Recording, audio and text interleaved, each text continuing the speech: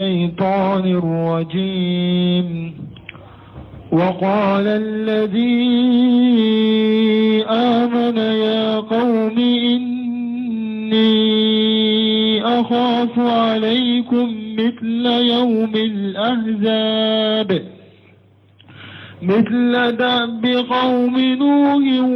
وعاد وثمود والذين من بعدهم وما الله يريد ظلما للعباد. ويا قوم إني أخاف عليكم يوم التناد يوم تولون مدبرين ما لكم من الله من عاصم ومن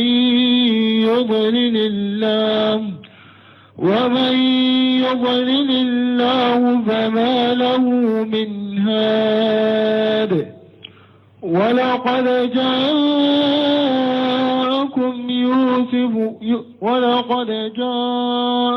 يوسف من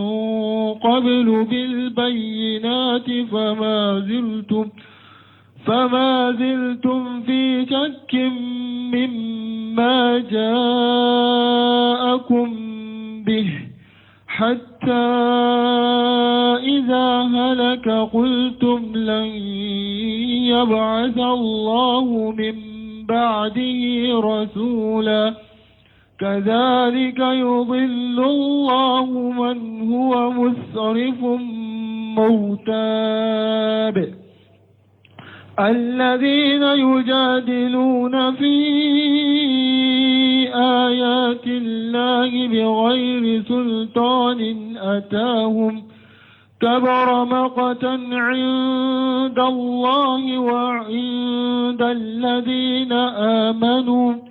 كذلك يطبع الله على كل قلب متكبر جبار. بسم الله الرحمن الرحيم والصلاة والسلام على نبينا محمد وعلى آله وأصحابه وسلم تسليما كثيرا. سبحانك لا علم لنا إلا ما علمتنا إنك أنت العليم الحكيم.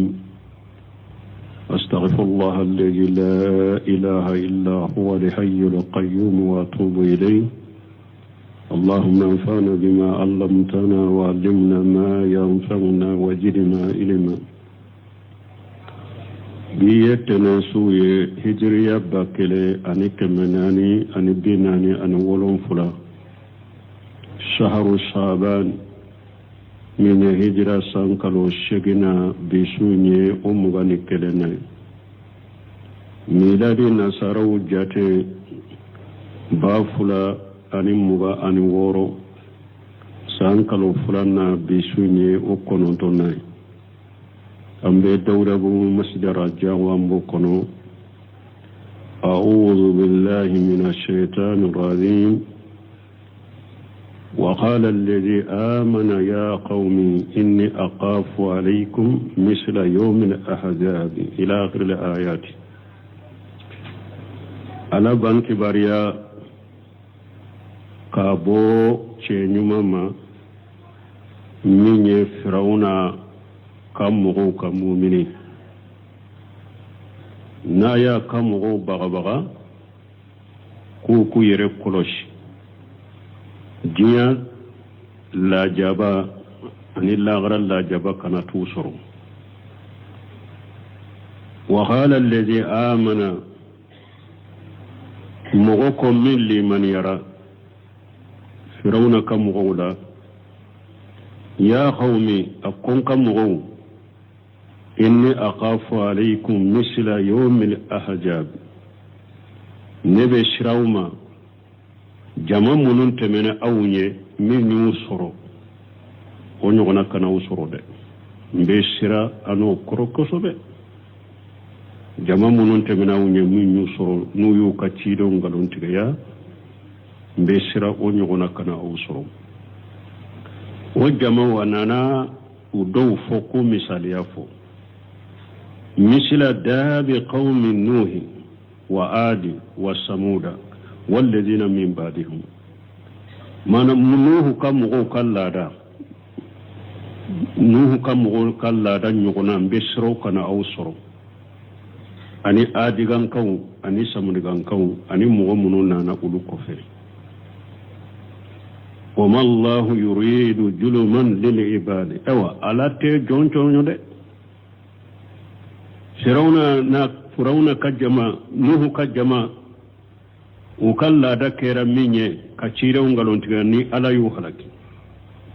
ادغان كو كلا دكيرا ميني كاتشيرو غالونتغاني على يو خلاكي سمدغان كو كلا دكيرا ميني كاتشيرو غالونتغاني على يو خلاكي اني جما منون نانا اولو كوفي nu kalla da kera ka ci da ungalon tiriya ni ala yu halaki ala ta Allah ne ka don choyo de ayen munu halaki ala ta Allah ne ka jon tonyo wa ya qaumin kamu inni akhafu alaykum yawm at-tanadi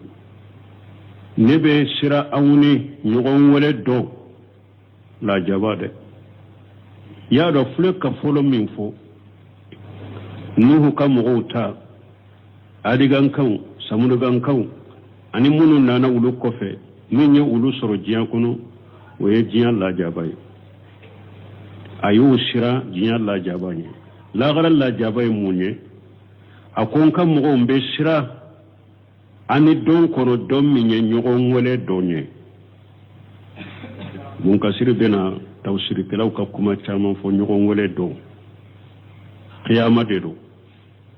do ko tasuma dunkew nube arjanna dunkew wole do ko arafu dunkew nube ewa arjanna dunkew ni tasuma dunkew wore tawsiru bena wala don ko ba kuma yawma tuwalluna mudbirina dum min nabe ta naba ko di ka ko be boli malakum min allah min asimi kasrot tangali kala taw bolo ye fana wodo aballa nyini ko be boli mate boli rosro mo shite sura bolo min baw tanga kabo alaka la jabama ado wa man yuridillahu fama lahu min hadi ni ala yamghu min firin akanda bogate suru elade wala gadi ja'akum yusufu min qablu ngam yusufu nani awma musa nye bil bayinati ani dalila jele unde nana awma yusufu chira awma musa nye yusufu ni dalila bangale unde nana awma fana fama jilitum fi shakki mimma jaakum bihi me ama wuli shikala yusufu ni min nana awma shikade tora wula amadala ama wuli atumbo shikade la yusufu kanyana ma yabbe hatta ija halaka fo afatura fo yusufu fatura o shikatumbe awla fo kata fatu kulutum yusufu fatulen kofe aw ko lanye bu asallahu min badihi rasula ako yusufu koni fatulen kofe ala te cire wore ci akofe kajalika yudillu allah man huwa musrifu murtab tawa aw fuleka fili chogo mede mogo minye dante me bagaye mogo minye mogo shikalenye ala kola ala bi fili nin chogo de la ala fule kaw fili chogo mide dante me baga be mogo shikalen be ala kola ni ala ka dina la ala ba be fili nin chogo de la الذين يجادلون في آيات الله بغير سلطان أتاهم دانت مغو يجوني مؤمن شكلم على قولا ولو دبي سوسوليك على كآية ولا كاسرو دبي سوسوليك على كآية ولا ندل لا تفنا دل من نانوما وبي سوسوليك على قولا كاسرو دل سيتو بلو دل من نانوما kabura makta inda Allah addimu kabo ala bolo addimu kabo ala fe wa inda alladhina amanu addimu kabo mugo fe fana mugo mununye mu'mini mana mogo min be sosoli ke ala kola ka soro delelati bolo o dimi kabbo ala fe ewo mogo fana ye mumini ye abo tigila mogo ko mumini be mogo be kuma ala kola ka soro delelati bolo mumini be bo ko ala bo ko mumini bo ko kazalika yatba'u Allahu ala kulli qalbi mutakabbir jabbar aw fulet la halaminna abo chogo kelende law mogo ye yere bonya baga de mogo ye yere sago kela de ala ba beddu sukun noro nin chogo de la ka beddu sukun fi ka noro ka tampon kala itese ka kanda ye yere bonya baga be ani yere sago kela be ala ba beddu sukun noro nin chogo de la kuma aw du sukun noro la chogo mi fi na chogo mi haja ikhbaru min Allah azza wa jalla nan don nay bun kasir ka tafsir la akon ni nyaki bari yali ka bo ala fe masamin ka bakuru talenu an haja rajul salih mu'min ali fir'aun na banki bari ka bo nin ce nyumama fir'auna kam go kam mu'minin annahu hajjara qaumahu ba sallahi ta'ala fi dunya wal akhirati aya kam go baga ka bo ala kam minanila jiya minali anilla garam minali فقال كو يا قوم إني أخاف عليكم مثل يوم الأحزاب أي الذين كذبوا رسل الله في قديم الدهر أكم بشرة ده جماعة منون تمنا أو يقلة نو يشيده ونقلون تجيا جنگا كتامي نيوسر الله جابا نيوسر جيا كنو بشرة أو نو أنيغنا كرو كقوم نوح komin nuha kamugon wa adi ani adi gankan wa samuda ani samuda gankan wallazina min ba'dihim min al-umam al-mukazzibati ani jama munun nana ulu kofe manton munun ya ci de hungalon tigaya kaifa halla bihim basullah alaka janga kata jigina ulu ka chogomi be shiranka mugon o nyona kana usorode وما أرده أنهم ردوا ولا سده أنهم سادون من جمع من فلن ينو كتشيدا ونغالون تغيا تمامي ألاك الله جابا نانوما ساقي بغا شيما سورو من بالله جابا يساقي كبوما مغو شيما سورو فنا من بسك الله جابا منا ناتي سوما فنا وما الله يريد ظلما للعباد أو ألاب ما لا ينك جون تنوري ni ala yu halaki ala mutonyo koy inma ahlakahumullahu ta'ala bi junubihim wa takjibihim wa rusulihim ala yu halaki nu ka junubude anu nuye ala ka ciden galon tigaya wa mughalafatihim amrahum anu nuye ala ka ciden kan yamal kan soso fa anfaja fihim qadarahu ala fana ya kala tige buluka ala ayaka la tige boluka ku halaki amu tonyo de ala te jonsi tonyo ki halaki kala jaba la shima ni ala koni halaki abora ede fe ka junubu de halaki mu'min al firaun ayaka mu wajuni nununi wala mbalimo dawa kala wajulu kala ne ba fe kam mu waju ala yen nema min ku ye hakli jigala kan nema la da wacce ko ya nyuma dode do antemena mu'min ali firauna ala yen nema min kuye kamarali bangale min duma dugu koloka ayu hakli jigi wala ku hakli jigi ala kan nema wala ala nema munun kuye ayu hakli jigi wala o kofe kana uwaju fana manton munun temena ulunye menye ulu soro uluye minke ulu fana ulu fule ko nyugona ke mun temena ulunye nu ya nyugona ku kera la halamina ku hakli jigo fanala ku hakli jigi o fanala summa qala o kofa ko ya khawmi akun kamugo inni aqafu alaykum yawma tanadi nebe shira awma nyogon wole donkoro de nyogon wole don yani yawmul qiyamati nyogon wole don ye jumaye qiyama wa summiya bizalika ويا قيامة ولا كن يغن ولدو قال بعضهم لما جاء في حديث السور دوكو awela nin togona munna ko min nana buru finyeli hadisala inna al arda idha juljilat wa ansaqat min qutri ila qutri koni dugu kolo yere yere ya dugu kolo chira ka bonni fayna katani fayna o majjati wartajati dugu kolo nyagambira fanajara an-nasu ila zalika dugu kolo nyagambira nyuguna ni mugo yalla jelike kata oma jahabun haribina yunadi ba'duhum ba'da mugo beta no be boli no be nyugon wole donc ko nyugon wole donye ninde mana ni jiya ba fe kawuli ni dugu kolo nyagam e wa yere yere la fingo fembe dugu kolo ka be bilala nyugona no o kera uyoye mugo be boli be nyugon wole ni nyeddo ka kumay wa hala akharuna minhum ad-dahhak don ke baga waru fana ko dahhaku be ulula bal zalika idha jaa bi jahannama jahaba an-nasu harban minha dahhaku ko ay qiyama donde qiyama keneka nuna ni jahannaba e qiyama keneka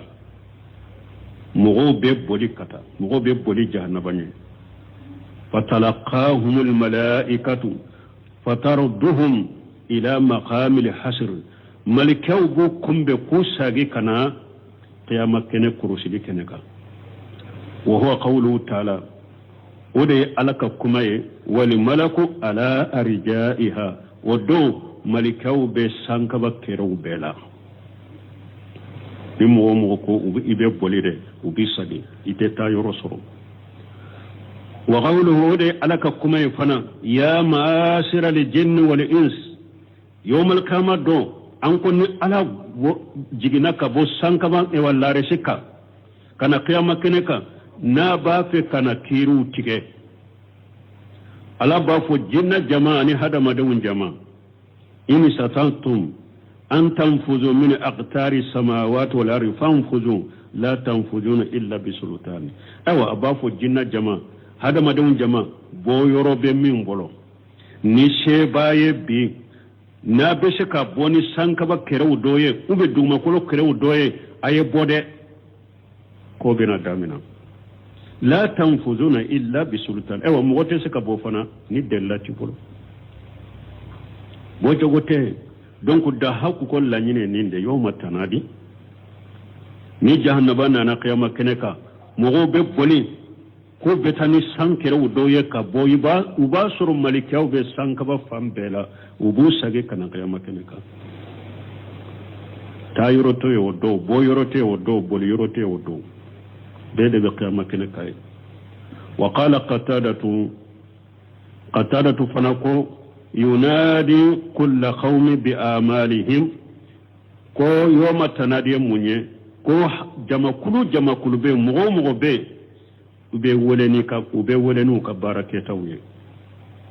yunadi ahlul jannati ube arjanna dunka wole arjanna dunka ayna yanfe wa ahlun ahlan nar ube tasuma dunka wole tasuma dunka wala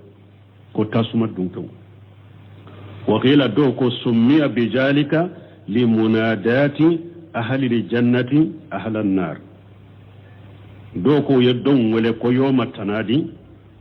koni arjanna dun kan nube tasuma dun kan wele an qad wajadina ma wadana rabbuna haqqan fa hal wajadtum ma wada rabbukum haqqan qalu na'am yawmal qiyamah nibbe sabatire ka sabatirola arjanna dun sabatira arjanna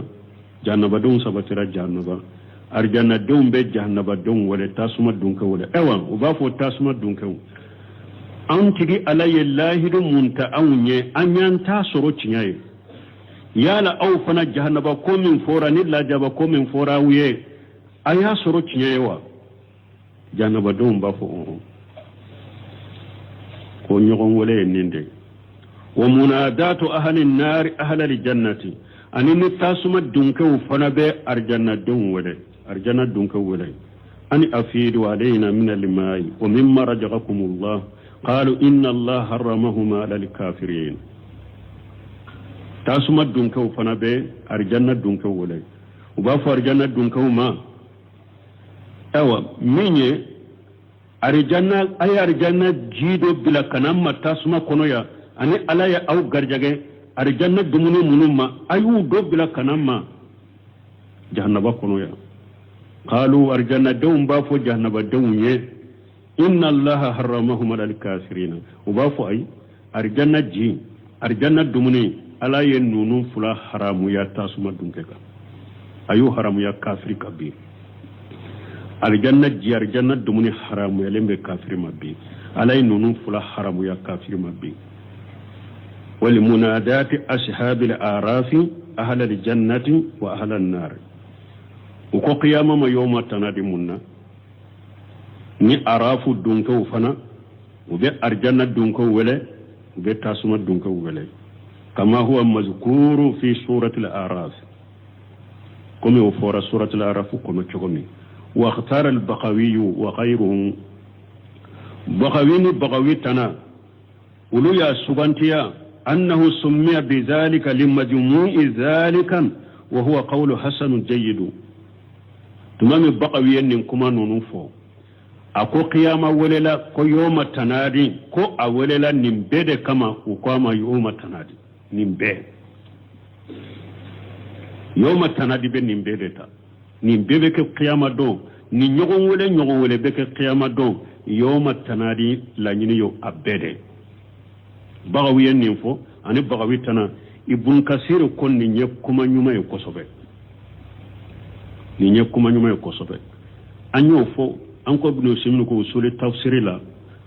ko alaka kuma ni kuma fula sababu be kuma chaman nana aya kelen no fe nu te nyogo nguli kaba aya umbe abeta laka kuma ferelende aya imba beta nimbede to mun fule ka fo nimbede kama uko qiyama doma yoma tanadi wallahu alam wa qawluhu ta'ala ni ala qala min qurtaleno yawma tuwalluna mudbirina domin naba kodi kabole ay jahidina haribin abeta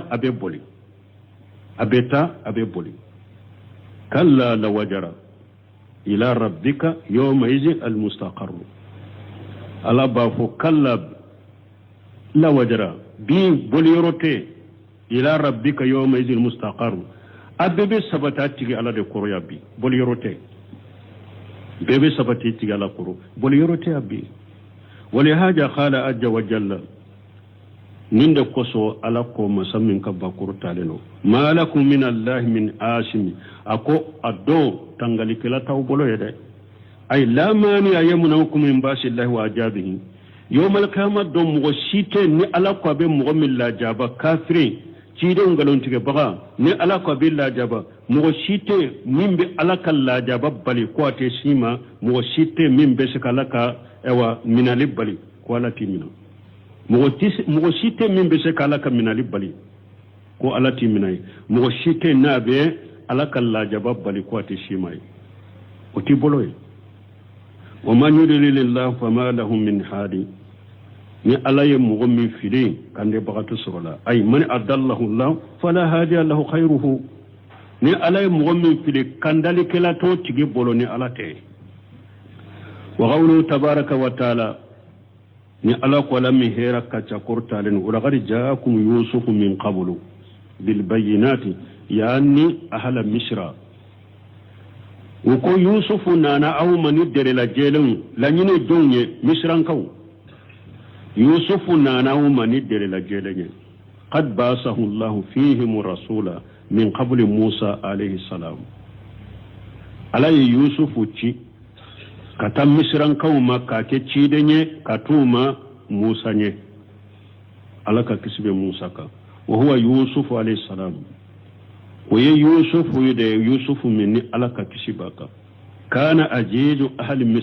misra kam muhabbado de tundo wa kana rasula ciden de tundo yedo ila allah taala ummatahu bil qisti abake ka kam mugo wele kata alama abake ka wele kata alama masamin korta lendo aka jama abake ka wele kata alama nitilenyai فما أتوه تلك الطاعة إلا لمجرد الوجارة والجاه الدنيوية أو أما يوسف أما تغاكو كبتو لك كبتو fo aka ministriya doro ya tugora ko ni ministriya doronde ani ala ye jiya daraja min dama me min ye cire nya ko den dinan ko uma soma o tugora yusufu ko na aka ministriya doronye ala ye ministriya min dama ye ani ala ye jiya daraja min dama o tugora ko ni o doronde wali haja qala taala ninde ko sala ko la min koro taleno fama jilitum fi sakki mimma jaakum bihi ama wuli atumbe shikade la yusufu ni minna na uma shikatumbe awla hatta ija halaka futuma mi yusufu fatura qulutum awko la yabu asallahu min ba'di rasula ko alate cidenci yusufu kofe ay yayshitum ajigi tigira fa qulutum tamiina aw ko natama kelembala lan yabu asallahu min ba'di rasula ko alate ciden wure ci yusufu ko be telu manke ni ciden ko manda wi ay ninde fo atugura yusufu ko misran ko tugura yusufu ko na kam ministra dronde ani alay duna jinya titri min dama me ala ko ni ciden ya ko o shikade tumbula umadda ola o shikalen tumbola fo yusufu sale ujigitigilen ya fo fana mota makelen bala ko ciden wure site ci sufu ko fetune an ka ciden ko banna uyen nim tamaken ni miru ya tamuna wazalika likufurihim wa takjibihim uka kafriya koso anu ka ciden galon tigeli koso de uyen nim kuma fo kazalika yudillu Allah man huwa musrifu murtab ay kahalikum ko au kalla halafu le chogomide au yawfili akalla halafu le chogomide هذا يكون حال من يدله الله لإسرافه في أفواله وارتياب قلبه أو مغمي نا دانت من أكاكولا يعني مغمي نا شكبا دسكون كنو ألا باتيجي بحلقي كومي ألا باتيجي بفيلي كومي أو كالله هلا فلي تقومي ني ألا يفيلي تقومي ni ala ya au kala hala fule chugumi de ni ala ya ufili de awa mugo fana dante me bagay aka ketawula ani na duskun shikalembe ala kola ala ba befili ni chugode la kuma au kala hala summa qala ajja wa jalla wa qafi alakum masammin kabakurta lendo alladhina yujadiluna fi ayati llahi bighairi sultani atahum alakum mu'minun bi susulika alaka ayawla kasuru dalila shimana ula ay alladhina yadfa'una lihaqqa bil batil la nyine munye mu'minun be cianyoni ningaloni wa yujadiluna al hujajan bighairi dalili wa hujjatu ma hu min Allah ta'ala aw ubesso sulike fana ala kola kasoro dalila tu bolo hujami huja faralentu kam min bora alafe della tu bolo min bora alafe fa inna Allah yamqatu ala zalika sadd al maqt num min kala halakira nin tugola ala de dimi nin tigila mo koro dimi min ka gele ko sobe e be afeka cinya ka galonke ka cinya nyoni ibe ewa kuma min fana ke dinala ko ebe cinya nyoni ka sosolike ka kuma ke dinala della siti bolo fana ika hakilina do della siti bolo ka hakilina mo be nulla halal la jian kono ala tife ala dumlem bi koro dimimi naka gele kosobe wali haja qala taala ninde koso ala ko ala min koro taleno kabura maghta inda Allah wa inda alladhina amanu akwa dimi kabo ala fe ani mo munul liman yara ay wal mu'minuna aida yubqiduna man takun hadi sifatuhum aw mu'minu fana benin tawdala mo kala halakira nin tawda mu'minu bi kode mu'minu nyumam be bi ko ka kuma ala ka dina la delati bolo ko ebi ka galonke ka cianyoni ka kuma dina la delati e bolo huja siti bolo ala bi ko e wa mu'minu be bi ko mu'minu bebe nin tigla mo ko dusukun kono fa inna man kanat hadhihi sifatuhu aw nimu min kala halakira nin tawde la fana yatiba wallahu ala qalbihi ala be nin tigla mo dusukun norode ka noro mana ka datugu ala dum nintigla mo ka dusku abu duskun datugu fala yarifuna bara zalika ma'rufa wala yunkiru munkara nunun duskun be datugu de ute nyumando nyumaye ute kokone nankariya fana ute kokone nankariya aw may har jiya kono an ka wakati labawunna mugo be kuma ala kodela ni kabila ni islamiya kontrole la kan islamiya de kele ko be kuma ni ka jiya hakili nawye ko be kuma dina la ka cinya ka dina sabute ka suru delati bolo abbe mugo filibante wa be dusukunda tulendero abbe dusukunda tulendero ate hera do heraye ate kojugu do kojugu ye ate hera do heraye ate kojugu do kojugu ye awa bebe ni la haladela ni mugo koni ko ebe kuma nin dina de la ka nin dina cinya ko cinya ni kan galonye ani ka kuma donya ya ni kam kuma donsonya ala bi ko koniya min ka gele kosobe mu'mini bebi ko koniya min ka gele kosobe e pi idusukunda tugulendo ala bi dusukunda tugu eto nyumando nyumai ite ko konendo ko konenya ibo ke wala haladela komi munumbe awa dina nenina qur'ana nenina dina sabtilla ubella halamin nade awan nimbe mugo be nilla halala fukata jiyanwuli ala bi ken nin chokodela ala bi ko koniya min ka gele mu'minu bi ko awa iddu sukun datugulendo ite hera do heraye ite ko konendo ko konenye wali haja qala tabaraka wa taala ninde ko sala ko ala masami hera kacha akoro talendo kazalika yatabawu Allah ala kulli qalbi mutakabbir awa ala ko nin chogo kelena de nunun dusukun datugura chogomi ala be mo be kad dusukun datugu nin chogo de la mo kera ewa yere bonya baga be ala ba be dusukun datugu nin chogo de la ay ala itibaili haqqi munu ñu yere bonya ka bo cinya tugulima munu ñu yere bonya ka tugu cinya ko ala ba be dusukun datugu nin chogo de la jabbar ni yere sago kala do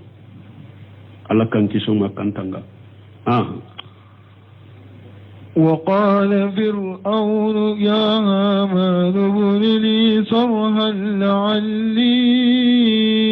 أبلغ أسباب السماوات فأطلع إلى إله موسى وإني لأظنه كاذبا وكذلك زين لفرعون سوء عمله وصد عن السبيل وما كيد فرعون إلا في تباب الله بان كباريا كبو فرعون ما أقد دانتمي ناكا نجليا أنا كقالون تيجي ناي موسى قالون تيجي وقال فرعون كو يا هامان أكو هامان يا كم من شريده ابن لي شرها استاسيجا ندو جونيه ده استاسيجا او جونيه لعلي أبلغ الأسباب الدولة ناس اوا سيني ناس سانكبا من سانكبا كشراويه وبي سانكبا كداويه الدولة ناس كشي سانكبا من سانكبا كشراويه وبي سانكبا كداويه أسباب السماوات لا ناس سيني شراويه أسباب السماوات سانكبا كشراويه وبي سانكبا كداو ناس قلولا فاتليا إلى إله موسى كتا موسى تجي على الله جي yala be min fo ko ala yale cinya do ube cinya ten kata ati ala laje wa inni la adunnu kajiba ne Musa dankaniya ko galon tigala de wa kadhalika ju'inna lil fir'auna su amali ala ko fir'auna fule kan ninke chogomi kan nin fo chogomi de wa ala ye fir'auna kabara jugu be masra nya koroni chogodela wa sudda an sabili ani ka mogo sagi ka bo ala ka sirama ala ya masiri firawuna nye koroni jogodela wa ma kaidu firawuna illa fi tababi me firawuna ka fere na ka dabali bebe perdi de kuna ni cinyali aka fere na ka dabali shite nya buro bebe cinyali de kuno ani perdi burun kasir ko yaqulu ta'ala muqbira an firawuna wa utuwihi akwala min korota leno na banki bariya kabo firawuna ma wa utuwihi anaka e wadanteme wa tamarrudihi ani aka dumeli aka kanna geleyaka wa iftiraihi fi takdhibihi Musa alayhi salam ani na ye galon min tige ka Musa galon tige ya annahu amara wajirahu hamana an yabuni lahu saraha firawna aya kam ministre hamana nyamariya ko aka ettashi do joale wa huwa al-qasru al-ali al-munif sahibu sarahu yade ettashi ja na kajja kosobe wa kana ittikhaduhu min al-ajurri al-madrubi min tin al-maswi ni ettashi jorani jumanye biriki janine al-azuru yade ni biriki gosi kajjani tasumala azuru ye ode ako hamana ka o biriki sugu de dila ko aka ettashi joni oye ettashi ja kama qala ta'ala komini ala ko ayawre kono ala min kortalendu fawghili li ya hamanu ala tini fajali li sarha hamana tasuma mene bogola de tasuma mene bogola eka ettashi do kenye mana bo birki gosi ka tasuma mena la kajani ka ettashi jona ولهذا قال إبراهيم النقعي من قص إبراهيم النقعي أكو كانوا يكرهون البناء بالأجر وأن يجعلوه في قبورهم أكو مغوتم باكو كوكا سوجو نبريك جنينين ube ukabirike janine uka kaburula ko mugotumboko utumbako ni munye maana ko firawuna kabarado wa qawluna kullu alli ablughu asbab as-samawati qala shayyid ibn jubair wa abu salih abwab as-samawati nuko asbaba samawati shayyid ibn jubair ani abu salih luko sankaba daw nkase sankaba dawla wa qila turuqu samawati doko sankaba kasiraw etasi jando dilanye mbese kase sankaba dawla chogomi ube sankaba shiraw fattala ila ilahi musa inni la adunnu kajiba wa haja min kufrihi wa tamarrudihi nkatanka musa tigi alallaje ni yefrauna ka kafriya ani awa adumele akakanna gereyala أنه كجب موسى عليه السلام فرعون أيام موسى قالوا انتقيا في أن الله أجا وجل أرسله إليه كو أواني موسى كو ألا يالتي كان فرعون يو قالوا انتقيا موسى تشيلي ألا كموسى تشي كان عليما أيودي قالوا انتقيا نيني قال الله تعالى ألا فعلا من كرة لندو وكذلك جئنا لفرعون سوء عمله أو أقول عليه joinna li firawuna su'alam ako amasirila firawuna yenni tawre la kabara jogum masirila anye koron wa sudda an sabili ani akam mugosagi kabo alaka sirama firawuna fule kan kuma fo jogomi de ko etase janka dila alaye akata sankaban pura kasi sankaba kasirawma akata musa tigi alallaje alaya dankaniya kajigi musa e galonde tigi firawuna yenni kenni jogomi de nim masirla nya kurona yake chogomide awaka bara jugu tobe masirla nya kuroni chogodela ani akam mo sage kabo alaka sirama amma ube masirla nya kuro ni chogodela ay bisunu haja firawna kabara wa bara min fune afule kam min kenni allaje arada an yuhima bihi ra'iyata min na ya la nyini kaka ewa marafiu ku hakili suna أنه يعمل شيئا يتوصل به إلى تكذيب موسى عليه السلام قال بافي كفندو دلا فمنا بشكا شيء كتم موسى كغلون تغيا يندو نينيده كمرفيم حكيلسنا ولهذا قال تعالى نند كوسو على قال من كرتا لندو وما كيد فرعون إلا في التباب أكو فرعون aka fere ute foila ni perdite yani illa fi qasar abi fere ni dabali tige ko abi ala ka dina de tiya ube ka Musa ka cirenya de tiya abi perda bela ate foila ka fere wala ni perdite sino se firawna ye fere chaman tige de ay hakili sunya chaman ke aka jamala de puru kana silamiya do kana dina do kana da Musa kola me ala ya perda bela ala ko ka fere tigilembe kera perdi ya bolo وقال الذي آمن يا قوم اتبعوني أهدكم سبيل الرشاد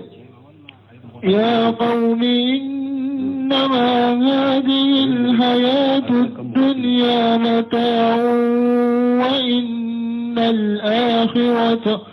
وإن الآخرة هي دار القرار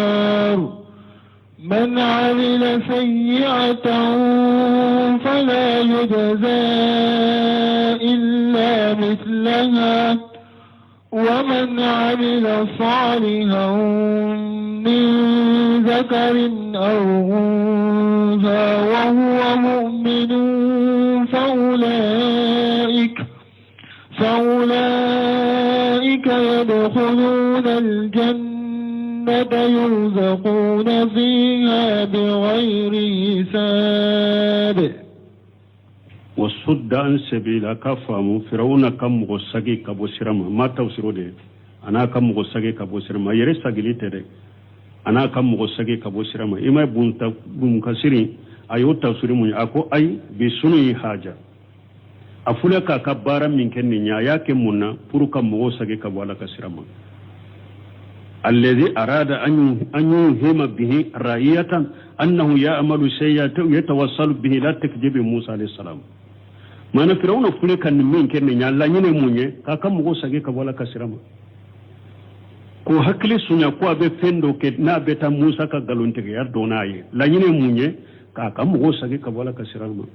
wasudda an sebila korote ko firawuna isa yesa gilimin ke ka wala go tere akam go sagili ka wala ka sirama wa qala alladhi amana mugo milli man yara ya qawmi akun kam mugo ittabi'uni ahadikum sabila rasadi akon kan mu waye tugunko nka kanda kata cinya sirama kuna dia siranga kanda kata ma firawuna be mu kanda kata min na filisirado aye tugunko kan mu nka kanda kata kuna dia sirama ya qaumin kan mu inna ma hajir hayatu dunya mata'u an kan mu nin janya na maya min fulan ni yadda mu fitini do dawa kelai kan nin funake ni mu'min ali firawna nye munu famu ka kumala ori aton ko ni mu'min tarabunu seminu ka tawsiril lajje ibe ko do famu abe faida munun nati nin qisala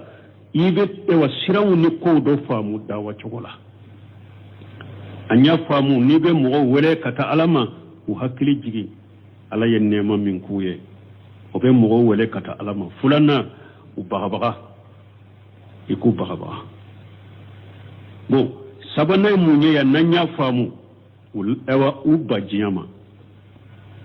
parce que fen chaman be ala soso chaman be jiya kanu ni jiya nin dungo debe ani jiya denya debe hadama dembilala ayuba jiyama ya khawme kun kamugo inma hajil hayatu dunya mata'u nin jiya nyana maya min furilli damu fitini nin jiya nyana maya damu fitini wa inna li akhirata hiya darul qarar ewa lagara kaso wadai sabati kaso ya da nin jenye na maya damu iti ka to yoro la koy iti ka sabati yoro la damu fitini do abe wuli ni jian ne mai mawuli kabo e bolo ki to jian kono e na wuli kan ne mai to jian kono lagara kaso de sabati soya ayode nini man amila sayi'atan fala yujza illa mislaha nkam mogon nin mogon min ye baara jugu ke ala ti sarafo ye ni ka baara jugu ɲɔgɔnna ko hakili jigin ala ka tilenya ni ala ka fasamanja fana la nin mogon min ye baara jugu ke ala ti sarafo la ni ka baara jugu ɲɔgɔnna tɛ o man amila salihan min zakara unsa mais ni mɔgɔ min ye baara ɲuman kɛ i ye cɛ de wa i ye muso de wa huwa mu'minu ni ye mu'mini ni dalen bɛ ala la mushriki t'i ye nin y'a yira i la an na ni cɛ ye baara ɲuman kɛ cogo o cogo i ye mushriki ye nafa si t'i ka baara ɲuman la muso e ye baara ɲuman kɛ cogo o cogo i tɛ mu'mini ye mushrikiya b'i bolo nafa si t'i ka baara ɲuman na pour i ka baara ɲuman k'i nafa la k'i sara k'a sɔrɔ i ye mu'mini ye ni ye cɛ ye baara ɲuman kɛ ni ye muso ye baara ɲuman kɛ wa huwa mu'minu i ye mu'mini ye fana fa ulaika yadkhuluna aljannata yurjaquna fiha bighayri hisabi nunun tigilamɔgɔ de bɛ don arijanna kɔnɔ ala b'u garijɛgɛ arijanna kɔnɔ k'a sɔrɔ a t'a jate yɛrɛ garijɛgɛ bɛ ta ka d'u ma a tɛ jate yɛrɛ yaqulu ta'ala yaqulu almu'minu liqawmihi bunkasiri ko mu'minin ko a ka mɔgɔw ma mimman tamarrada wattaqa munun daiwa munun domira u ka kafiriya la wattaqa u dantemena wa asara hayata dunya u ye diɲɛ ɲɛnamaya de suganci Allah haraka wa nisyan jabbar al-ala u ɲɛnana ala ko masa min ye karaba masa min ye masa korotale nu ɲɛnana o ko faqala lahum mu'minun kuma ya qawmi attabi'uni ahadikum sabila rasadi ayatugun ko nka kanda kata kunna dia sirama cinya sira la kama kajjaba fir'aun fi qawlihi ne ta te kuma fir'auna ya galo min tiga ka kuma la wama ahadikum illa sabila rasadi ne fir'auna ko akan mugoma ne ma kanda kata foima fo e wa cinya sira an kunna dia sira ne ta te kuma o nyogona fir'auna ya galo de tiga wala ne ta to yede ayatugun ko nka akanda kata cinya sira ma kunna dia sira summa jahadahum fi dunya imai وكفى يا كم بجيما التي قد آثروها للأخرى جيم من نويا سبحان الله غرقا وصدتهم أن تصدق بالرسول الله موسى عليه السلام جيا جيا من ايوان قانون ناكرا سببوه كوساقي كبو على كتشيد موسى تياتيغانما أيوب ودينا فنما فقال يا قومي أكون كمغو إنما هذه الحياة الدنيا متاع أو من جيا نما من فلان نيا الدامو يدامو فتني دي أي قليلة جيا دامو كدو دامو فتني جائلة أبي ولي فانية أبي با أن قريب جنة جيا كان نعمة من تاي فنو تجحب وتدي مهلو jiya kan nema beta de abe tude kata soko ate to ko de ato ko man ka wakati ya mina ya tuni ko de ato chire nye jiya misali ya komi tamade ako jiya nyana ma ya misali ya be komi tamade ni eba ke katama kuma kono nala tile faliyara ye iri do ya kasuma kanyi itara shigi iri nkoro ki yɛrɛ lafiya yiri suma kɔrɔ i lafiyara dɔrɔn i wulila ka taa ka yiri n'a ka suma to ye diɲɛ fana y'o de e nana ka nin diɲɛ sɔrɔ e bɛ taa ka nin diɲɛ to yɔrɔ sabatilen tɛ wa inna al-akhirata hiya darul qarari ay darul lati la jawala laha wala intighala minha la gharaka sode ye soye min be sabati ate wuli ite bo ala fana ko beta yoro were anema te wuli ite bo ala ko beta yoro were wala jana anha ila khairiha ite wuli kabo arjanna kono jiya ka so ite wuli kabo kono wala jana anha ila khairiha ite bo kono ko beta yoro were atanala bal imanne im wa imajjahim la garaka so fulainde do imma ibanne mala min ya arjanna dawnye imma be jahima kono min ya jahannaba dawnya la kan kisam wali haja qala ninde ko sa ko man amila shay'atan fala yujza illa mislaha ay wahidatan mislaha nim mo min ya bara jugu ke ala bi israni o bara jugu kele nyugona de ومن عمل صالحا من ذكر أو أنثى وهو مؤمن فأولئك يدخلون الجنة يرزقون فيها بغير حساب أي لا يتخدر بجزاء الجنة دون نمغم نمي بارا نما فنك إكرا تشي إكرا مسوي ني بارا نما كي إيه مؤمني على بين نونون دي سرار الجنة لا على بين نونون دي دو الجنة كنو أبو غرجة الجنة كنو كاسرو أتجات غرجة من بيتا كدوما أتجات ودي أتكون لا يتخدر بجزاء مانا أتجات كبيك سرمدي أبتشي كديمدي بل يشيبه الله عز وجل ثوابا كثيرا على بي سرا سرا چامن دلا لا انقضاء الله ولا نفادا سرمي ني أتج إيوا سرمين تتيجي سرمين تبا أبي سرا ودلا دون كومبي على دلي ni arjanna don ala ye an ka dersu qur'ana dersu laban ken ni yabbi fo kata sungalo teme ambe ala deli ni garjan arjanna ala kan garjage kala ala kan ka arjanna don ye kando arjanna kunu na ka fasamantiyaye awa kan garjage arjanna kunu kan awa sara arjanna kunu sara min te jate yere ala ko kan inshallah wala dersu to kuni beke mais avec comme qur'ana dersu kuni banne ye ni foni sungalo temena donc kunu isini ka dersu ni sini kene ka dersu ala sonna lu fana beke subhanakallahumma rabbuna bihamdika ashhadu an la ilaha illa anta astaghfiruka wa atubu ilayk asa ça va somo wala asa ne kume ne tara malla ibero ama se ka ben yogo ma ditu et puis ne kume na di mo mi mafana o tigi yele manalion et ma ya était pariblé. Donc ça va être compliqué. Nous n'allons pas compliqué. Bon, comme nous avons donc le crédit, nous avons un chrétien à Rimondo.